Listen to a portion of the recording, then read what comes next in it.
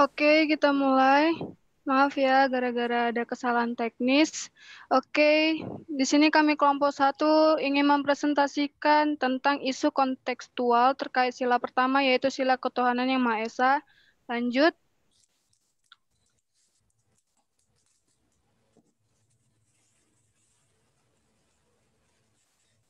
Lanjut.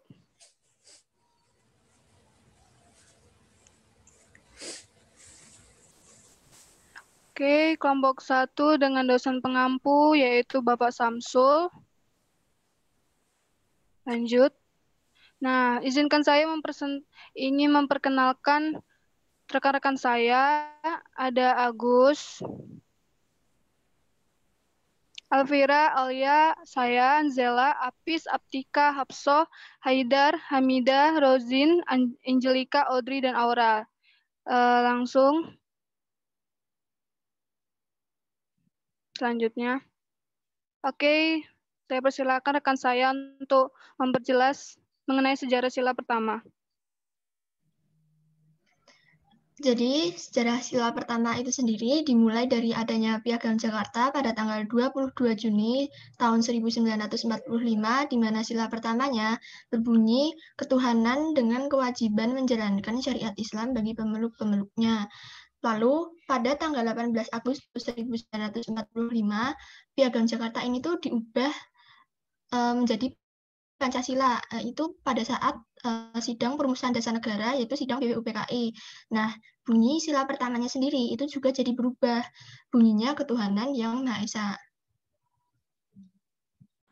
Perubahan sila pertama tersebut diawali dengan penolakan umat agama lain di Indonesia bagian timur. Mereka keberatan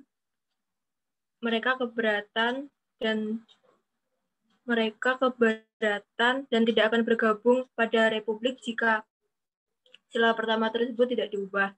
Lalu protes keberatan tersebut diterima oleh Muhatta dan ditanggapi dengan cepat. Penolakan atau protes tersebut membuat Muhatta melakukan pembicaraan kepada Ki Bagus Hadikusumo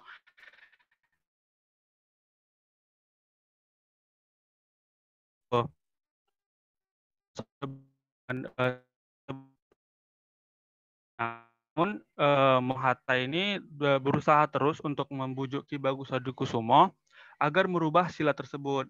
Hasilnya usaha Muhatta itu terbayarkan dengan Ki Bagus Hadikusumo menyetujui untuk merubah sila Piagam Jakarta.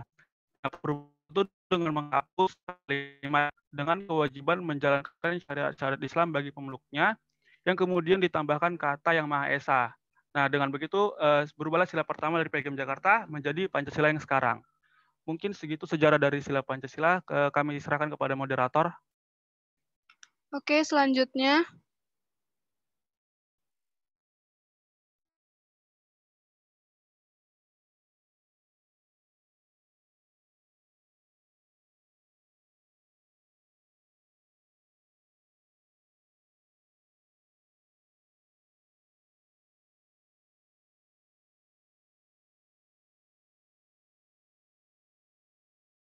Isinya.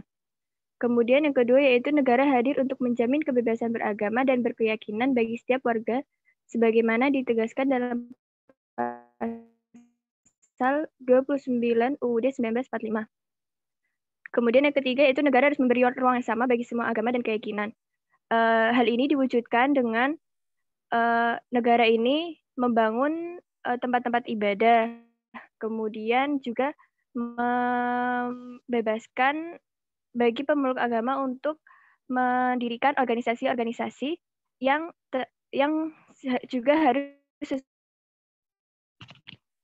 Lalu ada bermakna inklusif dalam satu keindonesiaan, yang dimana arti inklusif itu berkeyakinan atau memiliki kepercayaan tapi berhubungan dengan kebudayaan Indonesia. Lalu ada bangsa yang religius. Nah, kalau kita tahu arti dari simbol bintang pada Pancasila sebagai sila pertama, itu bintang itu memiliki makna sebagai cahaya, lalu dilatar belakangi oleh perisai. Nah, perisai berwarna hitam. Jadi bintang itu memiliki makna sebagai Tuhan, sebagai cahaya, dan perisai hitam itu kitalah yang sebagai dasar berketuhanan yang Maha Esa. Lanjut, akan dijelaskan oleh rekan saya.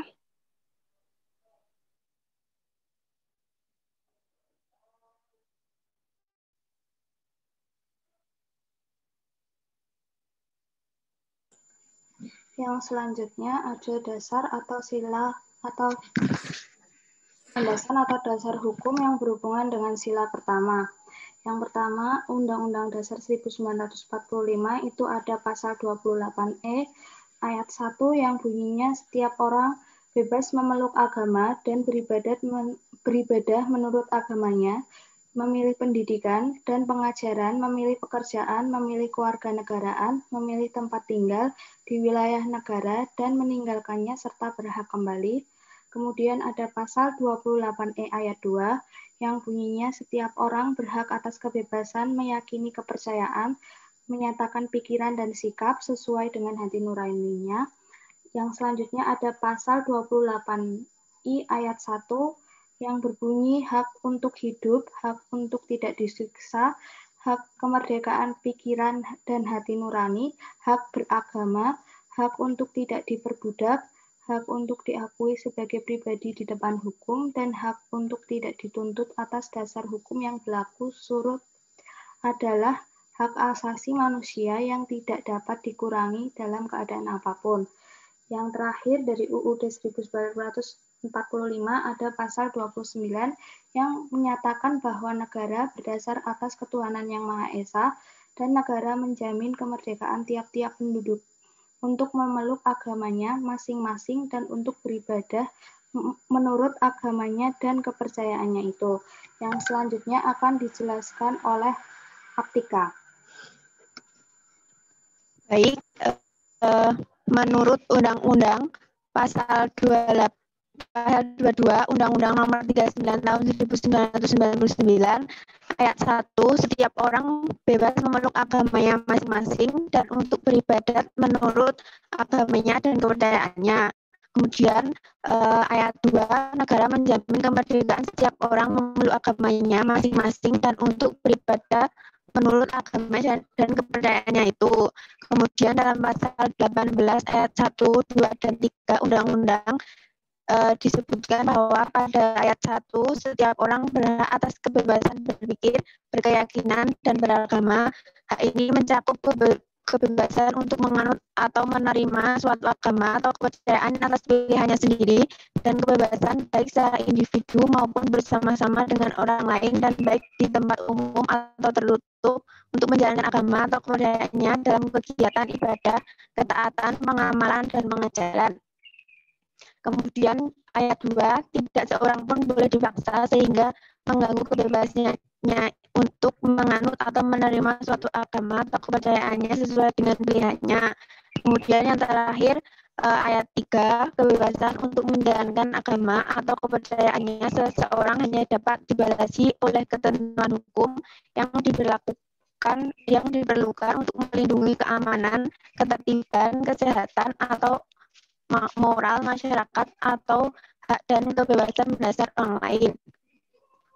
Kemudian yang terakhir ada pasal 22 HAM yang menyatakan setiap orang berhak atas semua hak dan kebebasan yang tercantum di dalam deklarasi ini tanpa perkecualian apapun, seperti ras, warna kulit, jenis kelamin, bahasa, agama, politik, atau pendapat yang berlainan, asal mula kebangsaan atau kemasyarakatan, hak milik kelahiran, ataupun kedudukan lain. Sekian, saya kembalikan ke moderator. Oke, selanjutnya.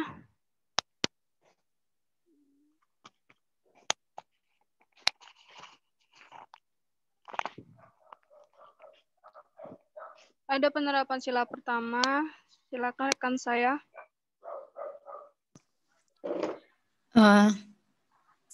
Jadi penerapan yang pertama itu adalah bangsa Indonesia menyatakan kepercayaan dan ketakwaannya terhadap Tuhan Yang Maha Esa.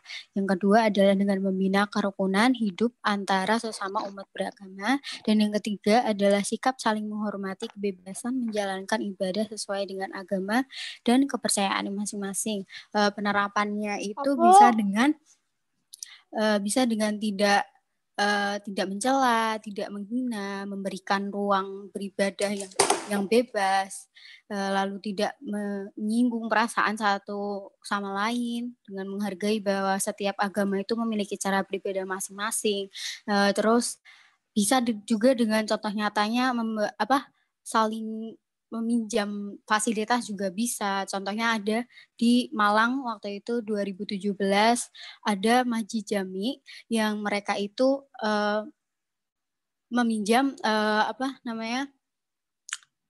gereja Immanuel sama gereja Katolik Hati Kudus Yesus itu memberikan ruang karena mereka bersebelahan gitu. Jadi mereka menyediakan misa pagi untuk agar umat muslim dapat menjalankan hari Idul Fitri waktu saat itu, dan dengan timbal baliknya Masjid Jami juga dapat meminjamkan lapangan parkirnya untuk saat Natal untuk gereja itu juga. Nah, keberagaman itu semestinya tuh sederajat dan berimplikasi pada nilai-nilai etis, toleransi,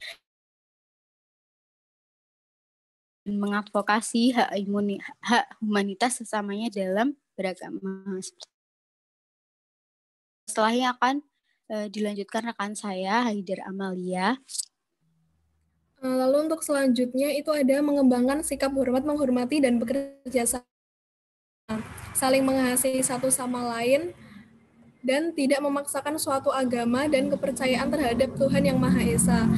Penerapan dari sila-sila yang ini contohnya yaitu di kota Papua itu saat perayaan hari besar, umat Kristen saling menjaga dengan umat-umat yang lainnya. Lalu selanjutnya ada pada saat sholat Idul Fitri di Bali itu agama Islam, umat Muslim itu sholat Idul Fitri lalu dijaga oleh polisi orang Hindu. Untuk penerapannya, contohnya selanjutnya itu ada sosialisasi upaya pembangunan persaudaraan sejati antar umat beragama pada lintas iman di GKI Diponegoro seperti pada gambar. Lalu selanjutnya ada pemasangan 1000 spanduk menolak tempat ibadah dijadikan sebagai tempat kampanye oleh FKUB. Selanjutnya saya serahkan kepada moderator. Oke, lanjutnya ada penyimpangan sila pertama. Silakan. Lalu Ya, sebagai contoh dari penyimpangan sila pertama Pancasila, kami mengangkat kasus yang terjadi beberapa tahun silam, yaitu sebuah tragedi pembakaran masjid di Tolikara, Papua yang bertepatan pada hari Idul Fitri umat Muslim. Nah, masjid di Kabupaten Tolikara, Papua ini dibakar oleh umat Nasrani menjelang sholat Id pada tanggal 17 Juli 2015, pukul 7 pagi waktu Indonesia Timur. Pertikaian ini terjadi ketika umat Muslim dan Kristen menggelar dua acara besar pada waktu yang bersamaan dan di tempat yang berdekatan. Sholat Id dilaksanakan hari Jumat pagi. Pada waktu yang sama, Sinode Gereja Injili juga mengadakan pertemuan nasional yang menghadirkan sekitar 2.000 orang perwakilan dari daerah. Pertikaian terjadi saat sekelompok massa berdatangan dan melemparkan batu. Beberapa dari mereka bahkan melakukan aksi pembakaran kios yang akhirnya merambat ke rumah penduduk dan membakar Masjid Baitul Mutakin. Selanjutnya akan disampaikan oleh rekan saya, Rozin. Suara saya sudah terdengar. Ya, sesuai yang dijelaskan tadi, inti persoalan adalah jemaah Nasrani merasa terganggu dengan speaker masjid umat Muslim yang melaksanakan sholat Id. Umat Nasrani mengklaim suara speaker yang dipasang di tengah lapangan mengganggu ketenangan umum. Hal itu berujung pada perang mulut antara kedua kubu, dan saat itulah kelompok Nasrani melakukan pembakaran. Nah, dari kejadian tersebut, langkah-langkah yang telah diambil Kapolres Tolikara adalah berkoordinasi dengan bupati setempat sebagai pemimpin daerah, termasuk menjalani komunikasi dengan para tokoh agama, adat, pemuda, dan perempuan, juga para ketua paguyuban agar masalah yang ada itu tidak meluas ke daerah yang lainnya. Tejo Edi selaku Menteri Koordinator Bidang Politik, Hukum, dan Keamanan pada waktu itu berangkat ke Papua untuk mengadakan pertemuan dengan Gubernur Papua beserta Forum Koordinasi Daerah Papua. Untuk selanjutnya, saya serahkan kembali ke moderator. Oke, ada analisa kasus. Silakan.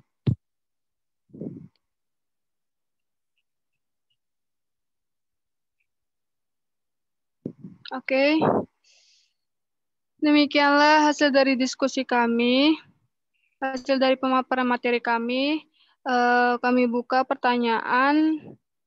Mungkin kalau untuk sekarang, karena selanjutnya ada kelompok, mungkin 3 orang ya untuk bertanya. Silakan kalau ada yang ingin bertanya. Saya mau izin bertanya. Silakan. Menurut kalian, apakah sila pertama juga menaungi kaum-kaum yang tidak beragama, mengingat penerapannya yang tidak memaksakan suatu agama dan kepercayaan? Lalu, bagaimana tindakan kalian jika ada sahabat kalian yang ternyata tidak beragama? Apakah kalian akan membiarkannya, yang mana bertentangan dengan sila pertama, atau mungkin memaksanya, atau gimana? Terima kasih.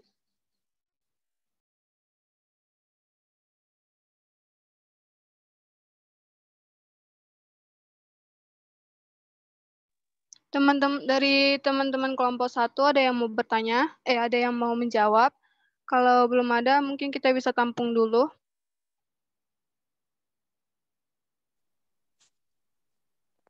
Saya izin bertanya. Ya. Oke, di Indonesia itu kan merupakan negara yang multikultural. Bagaimana cara penerapan toleransi bagi orang-orang atau komunitas yang berpegang teguh dan merasa benar dengan aliran yang dianutnya? Terima kasih.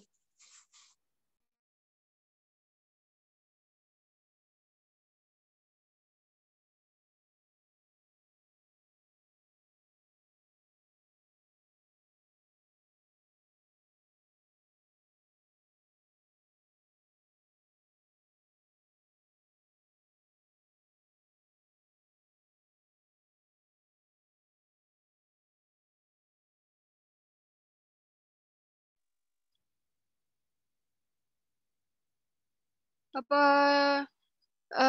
yang kelompok 1 sudah jelas pertanyaan yang sebelumnya atau mungkin bisa diulang?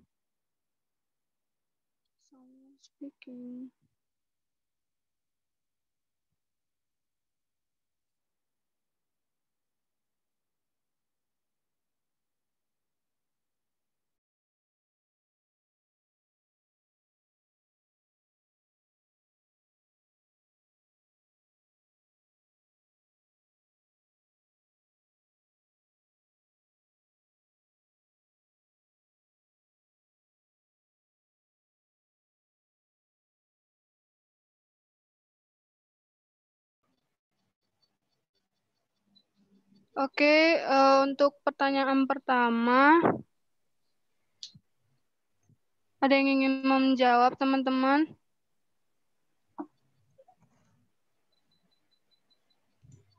Di sini saya akan menjelaskan untuk pertanyaan nomor pertama. Menurut saya, sila pertama tidak menaungi untuk umat tidak beragama karena tidak punya agama dan tidak percaya terhadap Tuhan.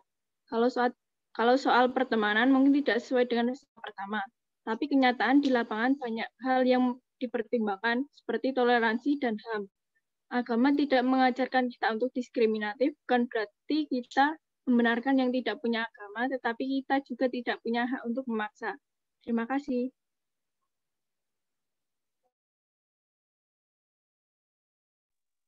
Oke, mungkin dari teman-teman kelompok 1 ada yang ingin menambahkan, atau kita lanjut ke pertanyaan yang kedua. Izin menambahkan sedikit. Oke. Ya, jadi misal kita punya teman yang nggak beragama, itu kita juga ngelihat orangnya gitu. Kalau misal orangnya itu baik, terus nggak memaksakan keateismannya, juga nggak menyebarkan yang bukan-bukan atau yang sesat gitu, kita juga baik karena Indonesia ini kan hanya tidak membolehkan ateisme itu secara hukum kan. Terus kita juga harus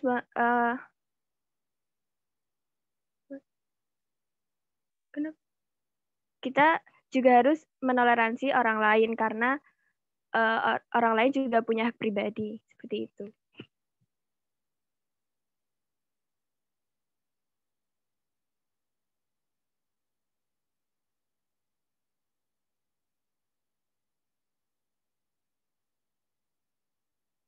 Oke. Kita langsung saja ya ke pertanyaan selanjutnya. Ada yang ingin menjawab pertanyaan dari Aima atau mungkin ada yang bertanya untuk satu orang lagi?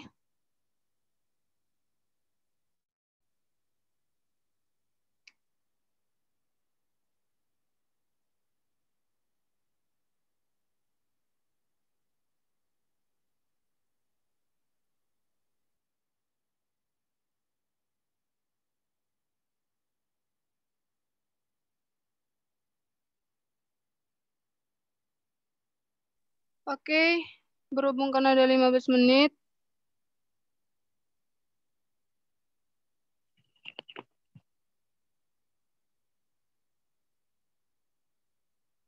Mohon maaf atau oke, silakan.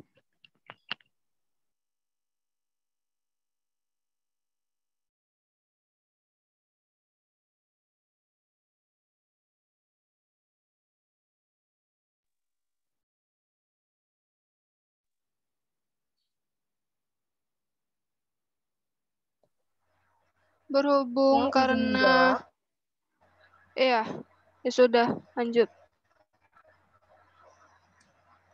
Apakah suaranya masuk? Sudah. Jadi kan bagaimana penerapan toleransi terhadap aliran yang lain. Nah, menurut saya kita tidak usah terlalu mempermasalahkan aliran tersebut karena toleransi kan menghargai keyakinan, berarti kita ya harus menghargai keyakinan mereka dengan aliran tersebut seperti itu. Selama aliran tersebut itu tidak mengganggu kita dalam artian tidak menimbulkan permasalahan yang besar seperti itu. Jika terjadi perpecahan atau permasalahan yang besar, ya berarti hukum yang harus mengadili memang. Ya. Apakah sudah terjawab? Baik, terima kasih. Oke, karena tidak ada lagi yang bertanya, mungkin kita sudahi dulu untuk kelompok pertama. Terima kasih atas pertanyaan dan perhatian kalian kepada kami. Mohon maaf bila kami ada kesalahan. Terima kasih. Selamat pagi.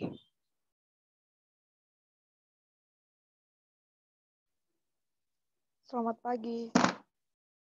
Selamat pagi.